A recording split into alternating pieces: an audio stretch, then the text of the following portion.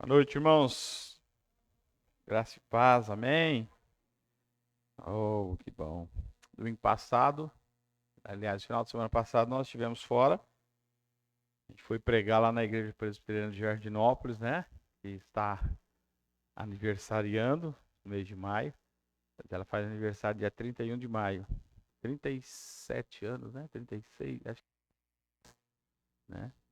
Foi lá que eu me tornei presbítero, né? Foi lá que eu conheci a Cristo, foi lá que eu me converti, foi lá que eu fui batizado, fiz profissão de fé. Foi a igreja que me enviou para o seminário. Então foi um momento muito gostoso, final de semana, de estarmos ali com a família, de estarmos ali com os queridos daquela igreja, de podermos ter um final de semana alegre.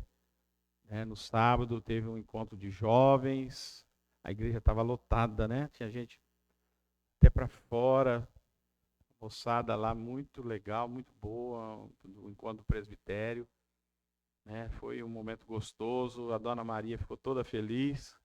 Depois, no final do culto, teve uma surpresa, o pastor Mateus, né, o filho da Inês, pediu a namorada em casamento, né? Foi um momento de muita alegria ali. A gente já sabia, né? A gente foi para lá sabendo, mas a noiva ainda não sabia, nem muita gente não sabia.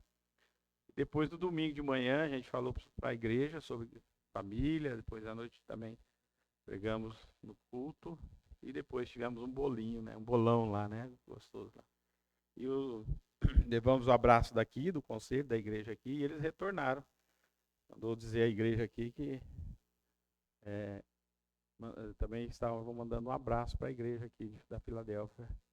Em nome do conselho, em nome da igreja lá para os irmãos aqui. Mas foi um final de semana muito gostoso e agradável, né? E nós queremos, então, nessa noite, falar mais uma vez, encerrando o mês da família, queremos falar sobre família também, né? Irmãos, deixa eu te fazer uma pergunta, você pode responder ou não, né? Não é difícil. E a garganta já. Quando você que conhece bastante a Bíblia ou que conhece pouco a Bíblia, tem na história bíblica alguma família que você olha assim e fala, nossa, que família legal, né? Que família boa. Ou alguma família que você fala, poxa, que família, né? Toda desajustada, que família toda danada essa daqui. Tem alguma família que te chamou a atenção de maneira positiva ou negativa? Pode falar, irmãos. Essa pergunta não compromete ninguém, né?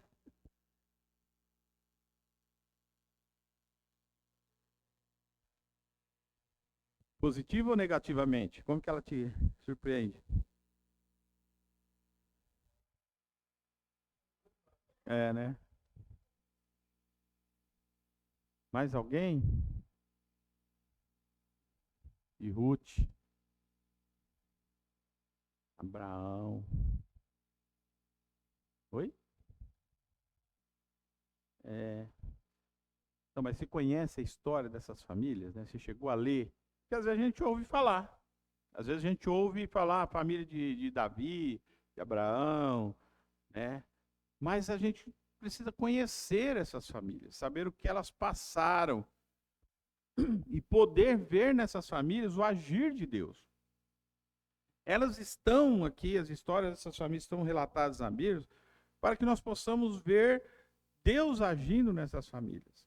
Ver como Deus trabalhou. Não está aqui apenas como uma história, irmãos, para ser contada. Mas é algo para nós aprendermos, tirarmos lições de como Deus abençoou essas famílias, como essas famílias, né, passaram por situações tão difíceis, perdendo tudo, e depois Deus restaura todas as coisas. Deus une um homem e uma mulher e promete a eles um filho depois de uma certa idade, e diz que deles, né, toda a humanidade será abençoada, toda a geração será abençoada. Então tem todas as histórias bíblicas, tem propósitos. Nós precisamos ler a história dessas famílias e ver esses propósitos de Deus, a bênção de Deus, Deus cuidando, Deus às vezes fazendo com que essas famílias sofram as consequências dos seus erros, mas mesmo assim Deus amando, Deus ajudando, Deus perdoando, Deus fazendo com que esse povo possa realmente ver o amor de Deus. Da mesma maneira que nós, irmãos, não está, nossa vida, nossa história não está relatada na Bíblia. Mas Deus continua olhando para nós com amor, com ternura, com compaixão, né? Derramando a sua graça, o seu perdão e a sua misericórdia. É assim que eu vejo que nós precisamos ler a história das famílias da igreja. Eu quero ler com os irmãos a história de uma família, a história da família de Noé. Você pensou nela, irmão? Onde está relatada a história da família de Noé? Está entre Gênesis e Apocalipse. Vocês lembram qual livro que é? Oi? Gênesis, né? Gênesis capítulo 6.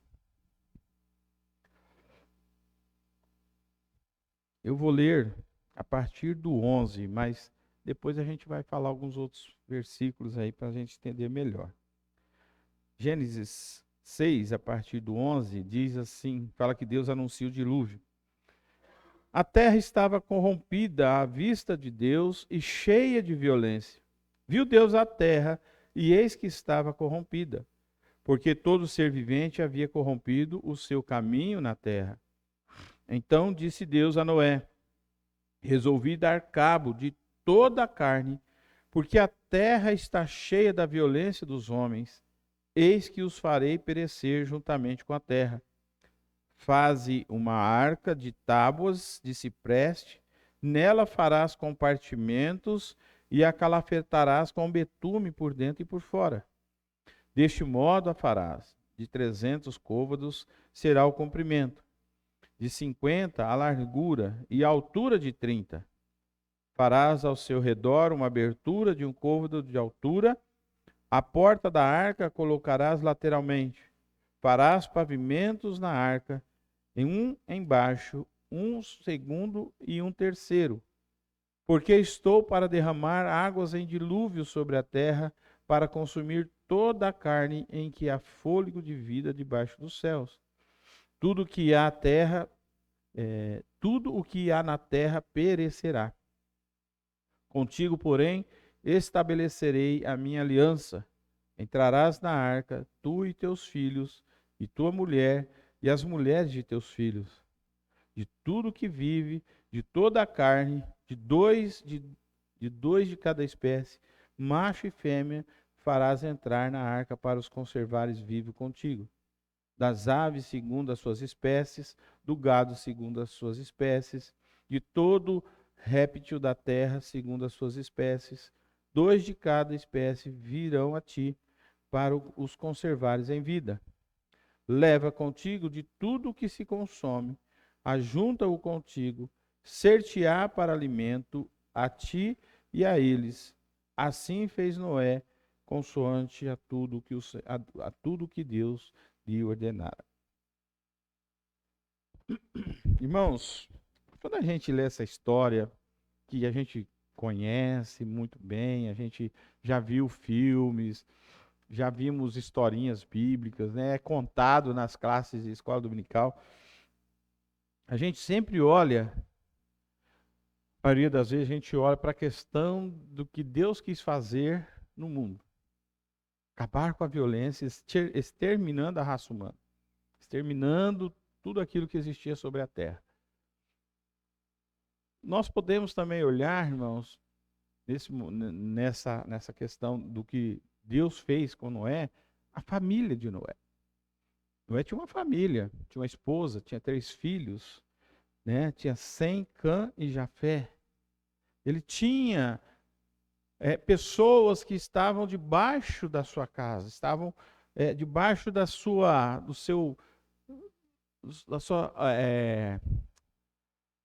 esqueci o nome agora, estava debaixo da sua autoridade de pai, de esposo e de sogro.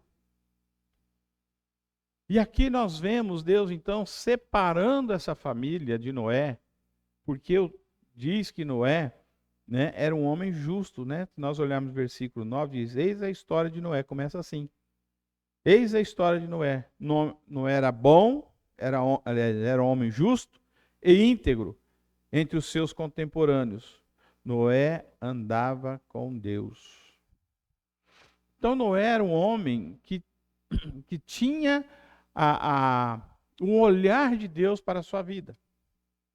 E Noé era um homem íntegro, andava com Deus, era um homem justo, era um homem que realmente estava debaixo da graça e da misericórdia de Deus. Deus olhou para aquela humanidade terrível, um povo violento, a terra estava corrompida, e Deus resolveu acabar com tudo. O texto fala que Deus se arrependeu, né, irmão? Deus não se arrepende. É apenas uma maneira de nós entendermos, irmãos, aquilo que é mais fácil de entendermos essa situação, porque nós nos arrependemos das coisas que nós fazemos. Deus não se arrepende. Deus sabia que isso iria acontecer. É uma maneira de Deus dizer para nós que ele estava muito triste com tudo aquilo que estava acontecendo. Deus olhou para a humanidade que ele criou, colocou na terra para viver, desfrutar do bom e do melhor dele. E essa humanidade, através de Adão e Eva, rompeu isso com Deus. E por romper isso com Deus, todo o resto da humanidade passou a ser isso aí. Um povo violento, corrupto, mau, um povo que não temia Deus, que desobedecia a Deus, que não tinha amor por Deus. Mas Deus acha em Noé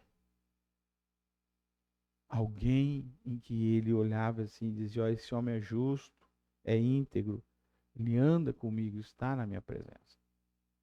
E Deus então separa Noé e dá a ele e a sua família uma tarefa, irmãos, uma missão de construir uma arca que era para se comportar nela não só Noé e sua família, mas comportar a vida terrestre, levar sementes, levar tudo aquilo que ele consumia, mas levar também os animais da terra, para que pudessem ser preservados da morte e pudessem procriar depois que o dilúvio passasse. Deus poderia criar tudo de novo, não poderia?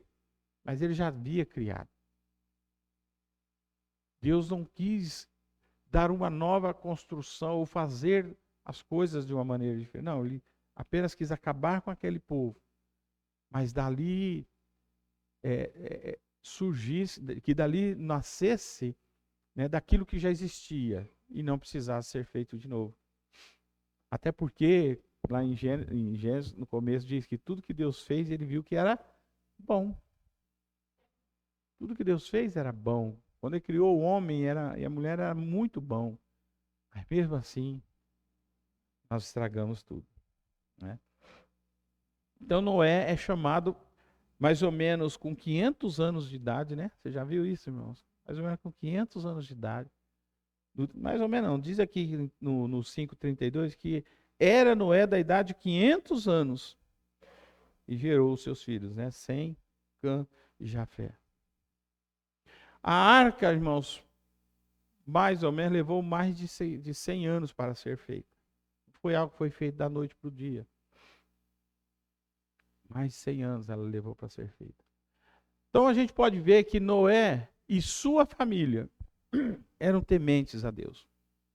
Nós podemos crer que os filhos de Noé, a esposa de Noé e até as noras de Noé eram pessoas que temiam a Deus.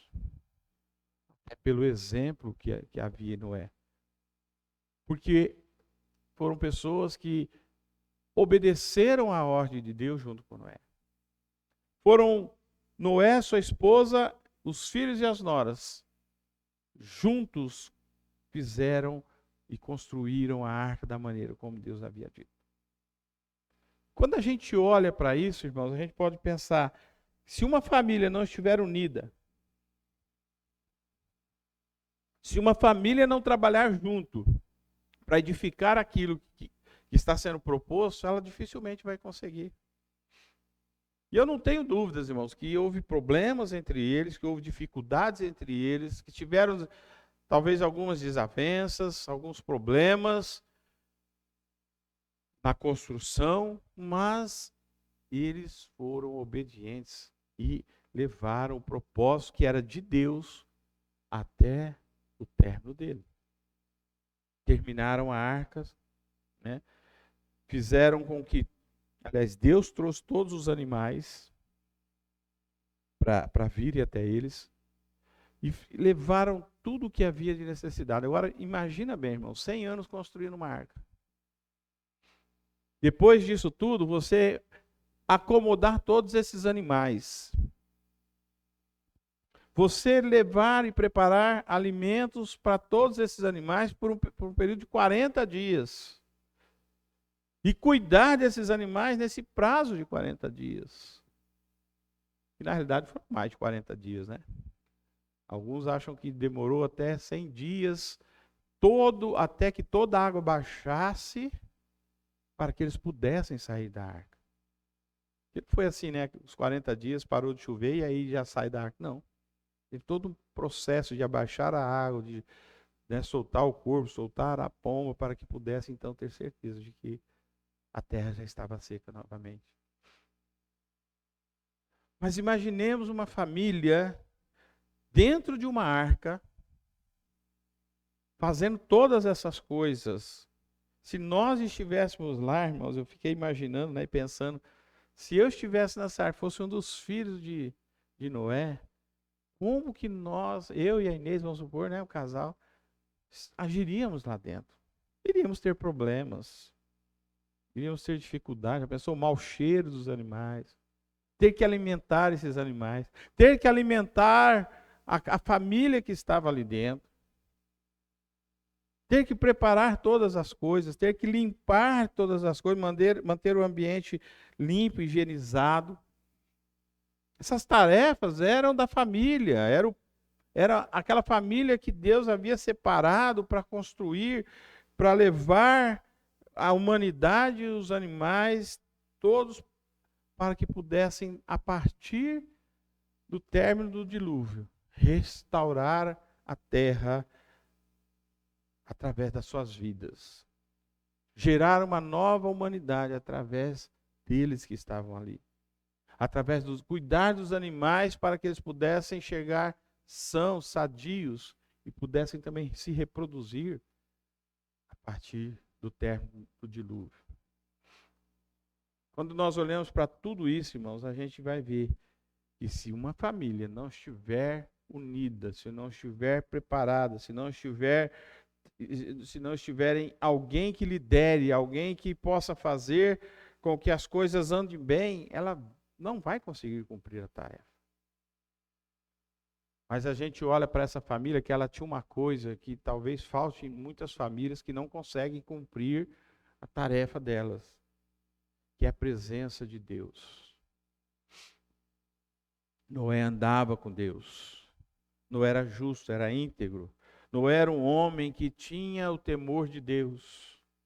E eu creio que a família de Noé, mesmo sendo imperfeita como as nossas famílias, a família de Noé, sendo uma família que tem os seus problemas, as suas dificuldades e que talvez no primeiro momento nem acreditavam naquilo que Noé estava dizendo. Mas era uma família que temia Deus e que buscava fazer aquilo que era da vontade de Deus. Não tenho dúvidas que Noé deixou muito claro para aquela família que, olha, essa é a vontade, essa é a ordem, isso que Deus ordenou para que nós fizéssemos. Imagina só o que eles sofreram das demais, né? Noé foi pregoando, foi falando, foi evangelizando, mas ninguém ouviu, ninguém quis atender a esse chamado, além da sua família. E eu creio que aquela família se tornou alvo de chacota, de gozação, de pessoas que zombavam deles. E pensa bem, irmãos, durante 100 anos você construindo uma arca. As pessoas vão chegar num momento, vão olhar para você e vão falar, são doidos. Esse povo não tem juízo. Estão atrás do quê? Mas nós olhamos para essa família e podemos ver, irmãos, que eles, ao entrar na arca, com toda a sua família, Noé entrar na arca com toda a sua família, ele reconhece que a ordem de Deus, que foi levada a sério por ele e por sua família, agora a partir desse momento eles iam desfrutar daquela bênção. Eles não iam morrer como todos. Aquele povo que até então zombava e tirava o sarro, e eles eram alvos das palhaçadas, das brincadeiras de mau gosto, a partir daquele momento em que eles entraram na arca, e diz, né, a Bíblia, que Deus fechou aquela arca por dentro, por fora. Não foi nem eles que fechou. Deus selou aquela arca. E eles ficaram ali durante 7 dias esperando aquilo que Deus disse que ia fazer, que ia chover sobre a terra durante 40 dias e 40 noites. Ali no versículo 4 do capítulo 7. Né? Porque daqui a 7 dias farei chover sobre a terra durante 40 dias e 40 noites. Né? E aí diz no 9, aí fala, né, que nós entendemos que Noé passou 100 anos construindo. No versículo 6 ele diz, tinha Noé 600 anos de idade, quando as águas do dilúvio inundaram a terra. Né? Entrou Noé na arca, ele com seus filhos, sua mulher e suas mulheres, e as mulheres e seus filhos. Né? Então, 100 anos depois, construindo uma arca, a obediência dessa família, o temor dessa família diante de Deus, sendo liderado pelo chefe da família, Noé, que Deus olhou para Noé e deu a ordem para Noé, mas Noé fez com que essa ordem fosse da sua família, fosse dele, da sua esposa, de Sem, Jafé e Cã e suas mulheres participassem. E nenhum deles foi deixado para trás. Todos entraram na arca. Todos participaram, todos estiveram envolvidos. Eu já vi até alguns comentários aí que Noé foi um evangelista que não conseguiu salvar ninguém lá fora do mundo, mas conseguiu salvar a sua família toda. Realmente, se nós olharmos o texto bíblico, a gente vai ver. Porque Noé avisou as pessoas, disse para as pessoas, tentou alertar as pessoas, mas ninguém quis ouvir. Mas a sua família foi salva. A sua família entrou na arca e permaneceram vivos. E a partir deles, Deus trouxe uma nova geração para essa terra. E quando a gente olha a história, né, a gente vai ver que voltou a ser tudo, né, como era. O povo continuou sendo maldoso, continuou sendo um povo que não tinha temor de Deus.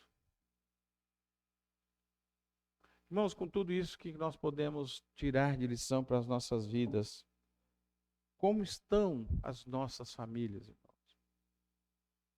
Nós temos obedecido às ordens de Deus, o mandado de Deus. Nós temos nos preocupado com a nossa casa, com a nossa esposa, com os nossos filhos, com as noras, com os genros, com os netos. Eu creio, irmãos, que eles são o nosso primeiro campo missionário. Daqui a pouco vai ter netinho, né, amor? Doidinha para ser avó ali, né? É alvo, tem que ser alvo esse casal, Mateus e a Vitória, das nossas orações. Como tem que ser alvo os seus filhos, a sua casa, das orações, da sua intercessão, dos seus ensinamentos que você tem para transmitir a eles. A nossa família, irmãos, tem que ser o nosso primeiro lugar de oração, a favor daqueles que são nossos familiares.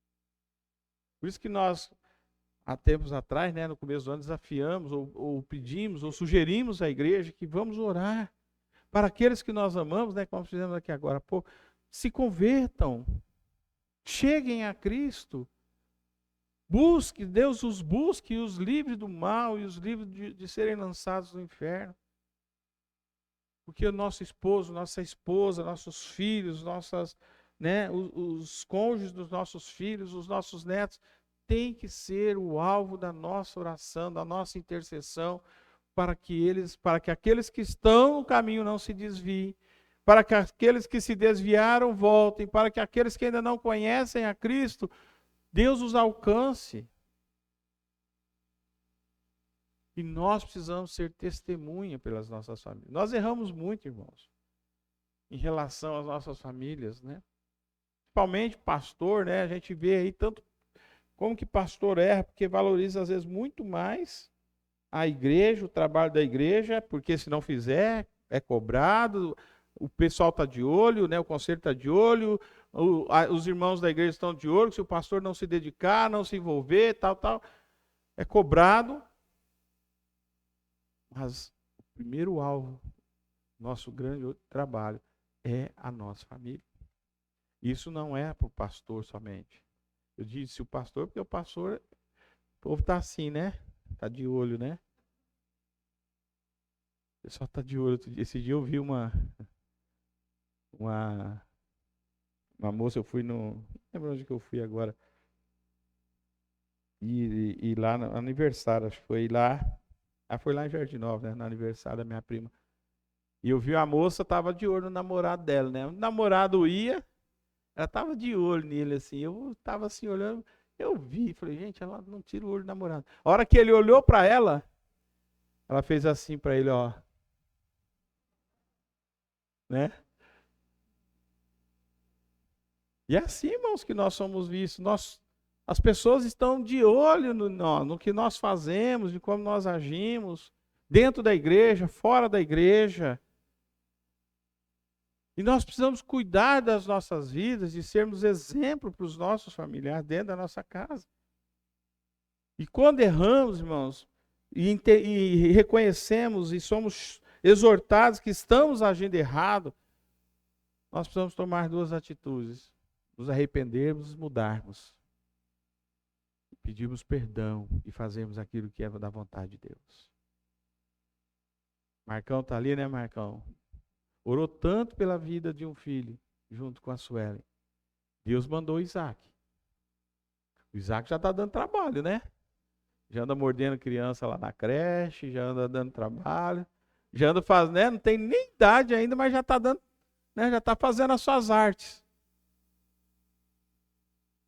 Mas o pai está aí, a mãe está ali, para corrigir, para exortar, para chamar a atenção, para falar, filho, não pode morder. Tá de olho, né? Filha, os dentes foram feitos para você comer o pãozinho, né? Hoje de manhã ele estava com a bolacha na boca. Hoje de manhã, né? Estava com a bolacha na boca ali. Tava mastigando gostoso. Então é isso que para serve os dentes. Não é para morder o coleguinha.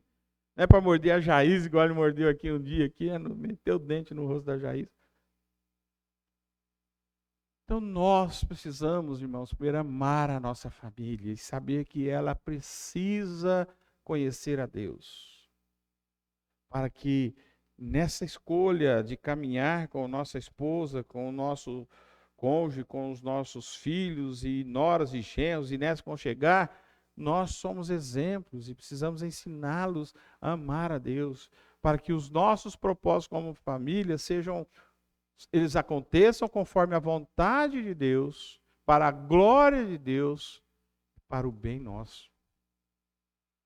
Pensou se Noé, no meio da construção, depois de 30 anos construindo a arca e nada de dilúvio, toda aquela zombaria que eles estavam sofrendo, os filhos dele abandonaram, dizendo, olha pai, nós não vamos fazer mais isso não.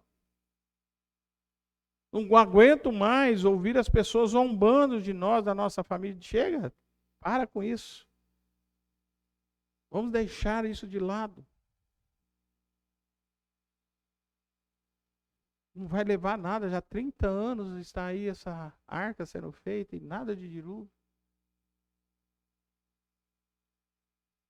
Mas eu creio, irmãos, que não só Deus estava no propósito. Principalmente Deus, né? Mas Deus também agia no coração de Noé, da sua esposa, dos seus filhos e das suas noras, para que eles pudessem entender que aquele propósito era de Deus, não era de Noé. E de que eles foram privilegiados por serem escolhidos por Deus para fazer aquela obra de Deus. E da mesma maneira somos nós, irmãos. Nós precisamos nos sentirmos privilegiados de Deus ter nos escolhidos, a nós e os nossos familiares, para fazermos parte da família de Deus. E saber que se alguém da nossa família está longe, nós precisamos dobrar os nossos joelhos. Essa semana tem um sobrinho meu que sofreu um acidente de moto lá em Jardinópolis, né? Dilacerou o pulmão, o fígado, quebrou 2 costelas. Tanto ele, filho do meu irmão que já faleceu, tanto ele como a minha ex-cunhada e todos os 3 filhos dela estão fora da igreja. E uns irmãos lembram que eu pedi oração, que é o Natan, está aí envolvido com macumbaria, né? Um garoto que tocava no grupo de louvor da igreja, hoje está envolvido com macumbaria, né? E a nossa oração tem sido, use esse momento de dor. Se o Senhor permitiu que isso acontecesse com ele, usa isso para trazê-los de volta. É uma oportunidade que nós temos de oração. É uma oportunidade que, de repente, eles estão tendo de lembrar de que precisam de Deus. Graças a Deus, hoje ele foi para o quarto. Já está melhor, né? Só de ir para o quarto, sair do CTI, já é um sinal de que melhorou. Já não tem vomitado mais sangue, né? Então, a nossa oração, por amor a eles, é essa. Deus usa esse momento de dor, sofrimento, e um momento de susto de poder, a mãe deles, perder um filho. Usa isso, Deus, para que a família volte. Quer dizer, nós não precisamos disso para orar por ele. Nós temos orado sempre, né?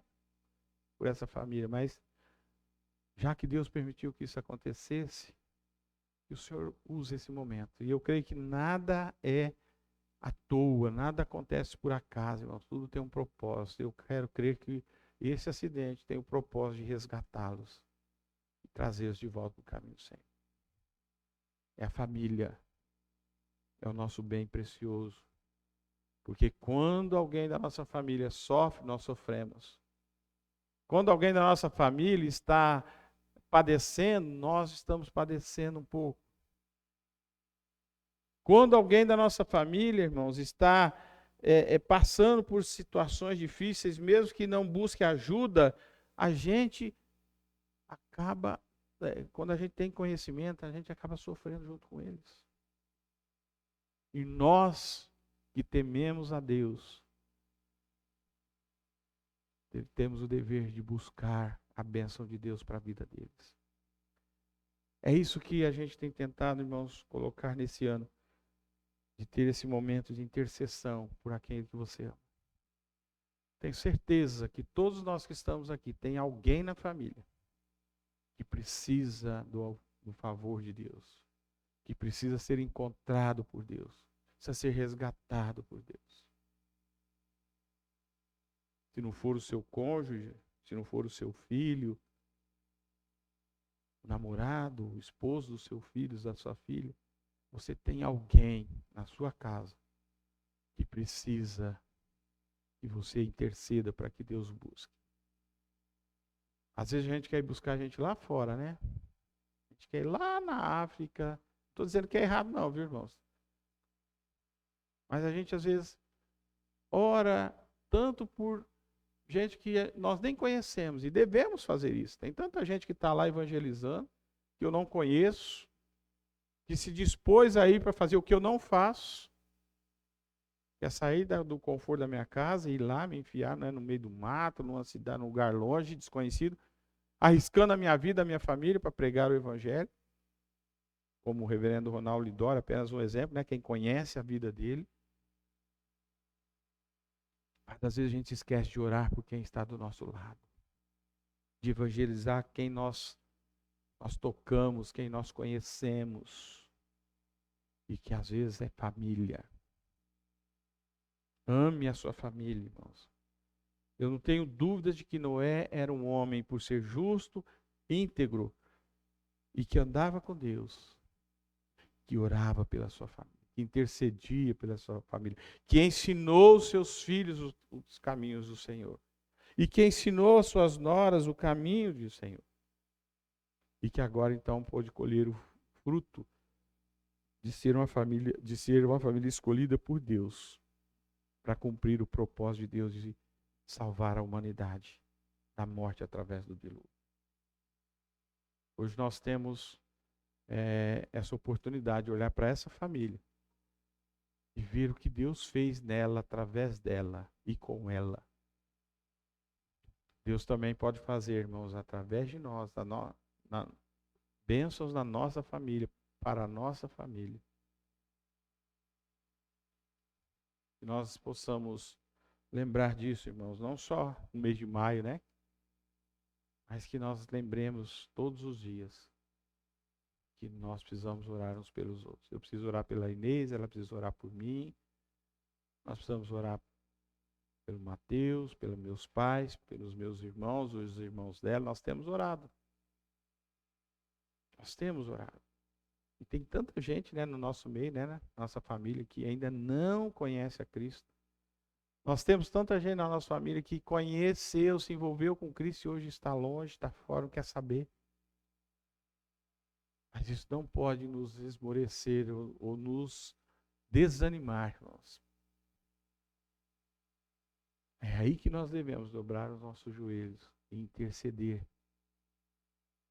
para que Deus os alcance. Não é impossível. Às vezes a gente olha e fala assim, não tem mais que nem se olhar para o meu sobrinho lá que se envolveu, né, com o capeta lá. A gente olha para ele e vai falar assim, não tem mais jeito. O capeta dominou, tomou conta. Aí eu estou dizendo, irmãos, que Jesus não tem poder. O diabo não tem mais poder que Jesus. Todas as vezes que o diabo enfrentou, quis derrubar Cristo, lembra lá, né? A tentação, ele se deu mal. Todas as vezes que Satanás quis enfrentar Jesus Cristo, como os demônios, as pessoas que tiveram demônios expulsos, se deram mal. Porque nosso Deus é infinitamente mais poderoso do que Satanás. E é nele que nós cremos e confiamos e esperamos. Por isso, não desanime de orar pelo seu familiar. Por pior que seja, por pior que esteja, por mais afundado nas drogas, no vício, na maldade que essa pessoa esteja, se você estiver firme, você pode interceder por ele. O problema é que muitas vezes nós achamos que o outro está ruim, nós não. E aí, quando a gente vai ver, os dois estão ruins. Eu estou, ela está, o filho está, a nora está. E nós precisamos nos acertar com Deus. Pedir perdão pelos nossos erros. E começar por mim. Né? Comece por você, irmãos. Não tente, muitas vezes, apenas querer consertar o seu cônjuge, ou o seu filho, ou o seu irmão. Olhe para o seu interior. Às vezes você está precisando de conserto. Conserte você primeiro, se acerte com Deus. E depois ajude aquele que está mais fraco a caminhar nos caminhos do Senhor. Irmãos, que Deus nos abençoe e nos ajude a construirmos famílias tementes a Deus através da nossa própria vida. Que sejamos exemplos para os nossos filhos. Essa semana, só para encerrar, essa semana eu estive visitando uma pessoa e enquanto estava visitando, de repente chegou o pai dessa pessoa junto lá e começou a falar. Bêbado que de longe você sentiu o álcool, o cheiro do álcool.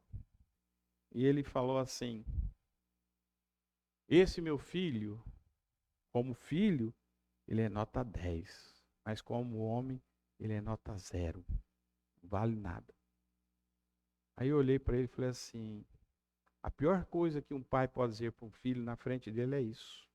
Ou em qualquer lugar.